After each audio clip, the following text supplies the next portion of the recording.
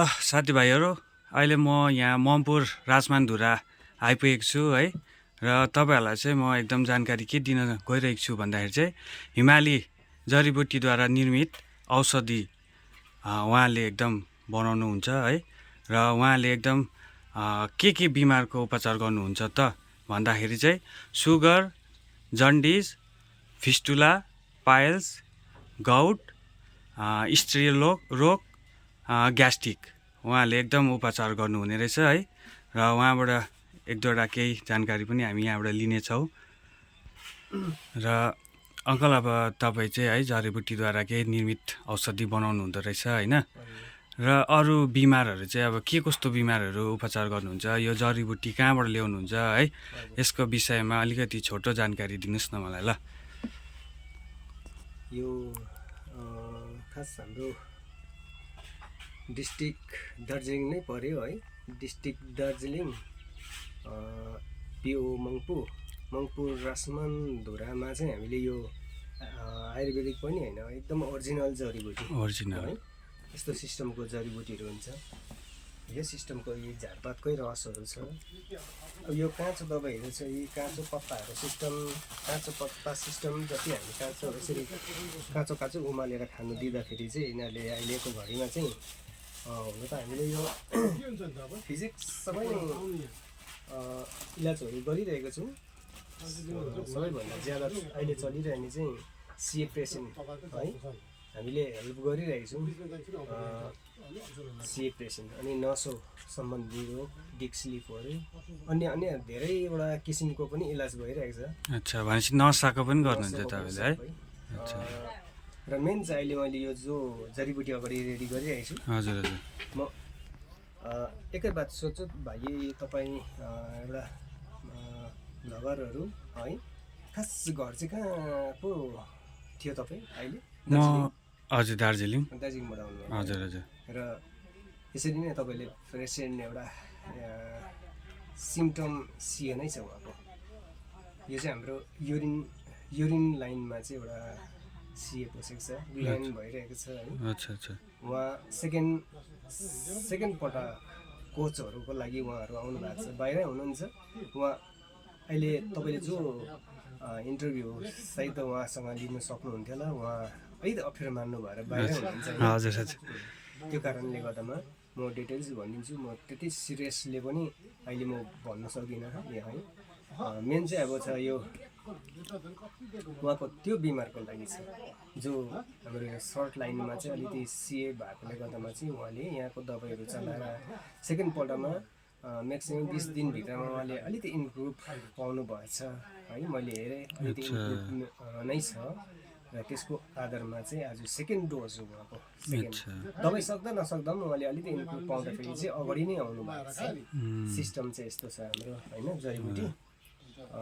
हामी जो powder system पनि बनाएको हुन्छौँ, हामीलाई ट्रेनिङहरू दिएको छ है। पाउडर पनि हामी त्यो लापरवाही कायदाले बनाउँदिनँ। सिर्फ 40 दिनको एक्सपायर राखेर काँचो दबाईहरू हामी रातैभरि कुटेर काँचै सिस्टमको दबाईहरू, बोक्री जराजुरीहरू कुटेर हामी रातैभरिमा त्यसलाई सुकाएर हुन्छ, कसो गरेर हुन्छ, हामी रातभरिमा डज बनाउने है। त्यो घाममा सुकाएर गर्दैनौँ। घाममा सुकाएपछि त एउटा बिजनेस सिस्टममा मात्रै चलिन्छ। हाम्रो यो 27 वर्ष भयो हामीले जडीबुटी गरेको होइन। 27 वर्षभित्रमा अब लाखौँ बिमार जाति भइरहेको छ यो काँचो सिस्टमले मात्रै। जो पाउडर सिस्टमले त्यस्तो जातिहरू पनि भएको छैन मान्छेको। पाउडरै चलाइबसेको भए त यति बेला हाम्रो पनि यतिका वर्ष पनि रहन्थेन होला। हाम्रो पनि एकैवटा यसलाई छोडेर कुनै कामहरू गर्नुपर्नेहरू हुन्छ होइन। अहिले जति काँचो सिस्टमले प्रत्येक बिमारीहरू चाहिँ सक्सेस भएकोले गर्दामा चाहिँ हामीले यो काँचो दबाई नै राखेर जति भिडभाडहरू हुन थालेको छ होइन, जति भिडभाड हुन्छ र पनि हामी त्यस्तो भिडहरू राख्दैनौँ। दिनमा 7 ग्रुपसम्म चाहिँ हामीले राखेर ट्रिटहरू गरिरहेको छौँ है। किनकि अब यो काँचो सिस्टम दबाईले पुर्याउनु पनि पर्ने भएकोले गर्दामा। र तपाईँले यो जुन चाहिँ दबाई बनाउनु भएको छ है, यो चाहिँ केको दबाई छ? यहाँ चाहिँ के जडीबुटी हाल्नु भएको छ? अब यसमा तपाईँको धेरैवटा नि छ। तपाईँको मेन अब हामीले भन्दैछौँ तिद्रा भन्ने एउटा रोग छ है। तिद्रा भन्ने रोग छ एउटा, त्यसको जराहरू एउटा छ तपाईँको दही चाम्ला भन्ने एउटा रोग छ, त्यसको प्लान्ट छ, त्यसको जराहरू त्यस्तो सिस्टमहरूको यो चाहिँ तपाईँको पिउने जति यो पाकिरहेको घाउहरूलाई पनि यसले चाहिँ सेट गराउँछ। ब्लडहरू निस्किरहेको छ भने ब्लडहरू बन्द गरिदिन्छ होइन। अनि यो जति फोकाहरू बढ्दैछ, गाँठागुठीहरू बढ्दैछ, यो सिस्टमहरू लेफहरू गर्दाखेरि चाहिँ यसले बढ्नु पनि दिँदैन होइन। र जति त्यो भित्र पाकेर ब्लडहरू जाम्मिएको छ, पिपहरू जाम्मिएको छ भने चाहिँ यो जब लाउन थालिन्छ यिनीहरूले चाहिँ निचारेर जति त्यो भित्रको पाकेको चिजहरू चाहिँ बाहिरिन्छ क्या त। जति पनि यो जडीबुटीको दबाई बनिएको छ है, यो चाहिँ के तपाईँले हाम्रै यही पहाडी क्षेत्रबाट नै कलेक्ट गर्नुहुन्छ? यो हजुर प्रायः हामीले अब घरमै पनि लाउने गरेको छौँ जग्गा जग्गा होइन। अब यो अलिकति गरम जग्गा पनि ज्यादै भएको छ, सुकौरो जग्गा ज्यादा भएकोले गर्दामा चाहिँ हामीले आफ्नै बारीमा लाउनै सकिँदैन, त्यस्तो प्रशस्त मात्रामा पानीहरू नभएकोले गर्दामा होइन।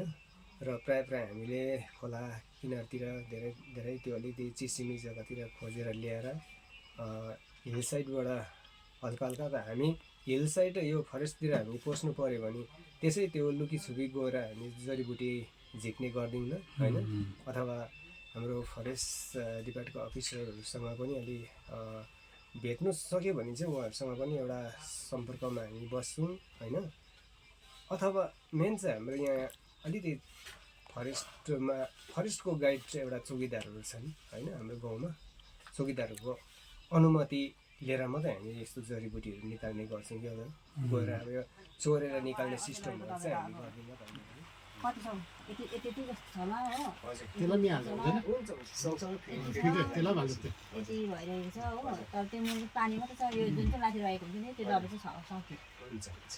माथि त्यो बस्ने चाहिँ सक्यो हुन्छ फ्याङ्दिनुहोस् त्यो ल।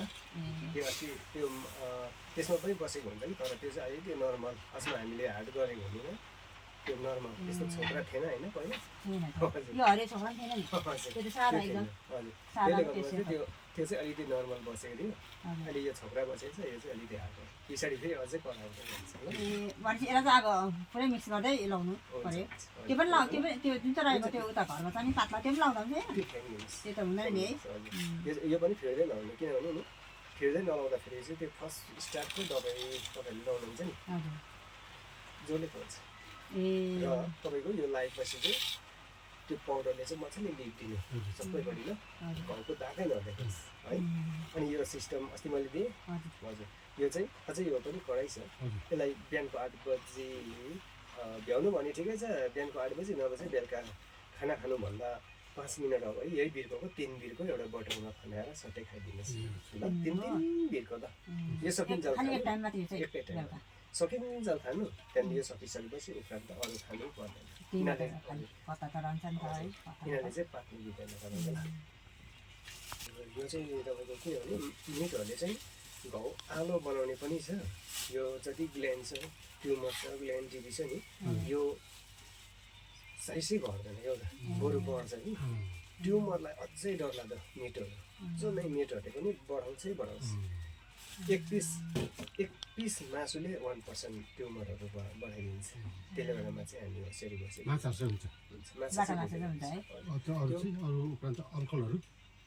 चल्दैछ होइन।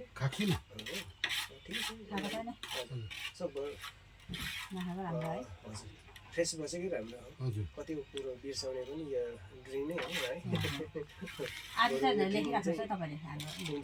लेखिरहेको भित्र त्यो अर्को नोट गर्ने त्यो खासमा यस्तो हुन्छ। अस्ति जो फर्स्टको टिट गरेर तपाईँहरूको नोट गरेर राखिदिएको हुन्छ नि, फेरि हामीले बिचमा फोन गरेन नि त। हजुर त्यो भयो नि त खासमा डाइरेक्ट अब उयो गर्छु फोन गरेर भन्ने भयो नि त हो। भिडभाडमा पऱ्यो भने चाहिँ के हुन्छ भने नि नोट गर्नु बिर्सिँदो रहेछ कि। सेकेन्ड जानकारी दिनुभएकोमा है। र जो पनि है बिमारीसँग जुझ्नु भइरहेको छ अहिलेसम्ममा है, उहाँहरू यहाँ आउनु सक्नुहुनेछ उहाँ भएकोमा उपचार गर्नुको लागि। र तपाईँहरूलाई यस भिडियो मार्फत चाहिँ मैले यो जानकारी दिइरहेको छु। जो कोही पनि बिमारी हुनुहुन्छ आएर उहाँसँग सम्पर्क गर्न सक्नुहुन्छ। र अङ्कल अब तपाईँबाट जानकारी लिइहालेँ मैले है, र तपाईँलाई धेरै धेरै धन्यवाद यो जानकारी दिनुभएकोमा है त। हुन्छ।